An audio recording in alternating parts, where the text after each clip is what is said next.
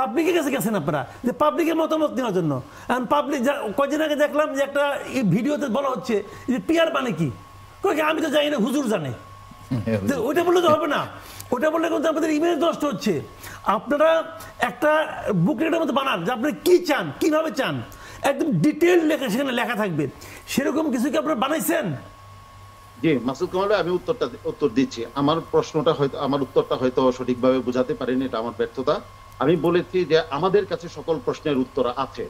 এখন আমি যে উত্তরগুলিকে আমি পিআরের বিভিন্ন পদ্ধতির মধ্যে যেটা বাংলাদেশের জন্য উপযুক্ত মনে করছি, দেখা গেল যে ওইটা থেকে বের হয়ে অন্য আরেকটা পদ্ধতিতে অন্যান্য রাজনৈতিক দলগুলো মানে উত্তম মনে করছে, আপত্তি নেই।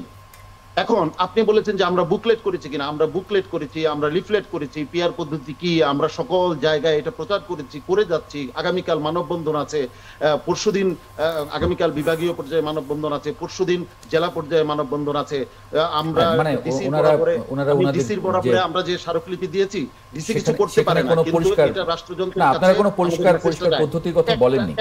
একটা বাক্য বলে আমি শেষ করছি, সেটা হচ্ছে তত্ত্বাবধায়ক সরকার কিন্তু নতুন ছিল, একেবারে নতুন পদ্ধতি ছিল, কিন্তু জাতির প্রয়োজনে, দেশের মানুষের প্রয়োজনে সেই একেবারে নতুন, ওটা নতুন হলেও খুব সহজ ছিল, গ্রহণ করেছিলাম। ওটা নতুন হলেও অনেক সহজ ছিল মানুষের বোঝার জন্য।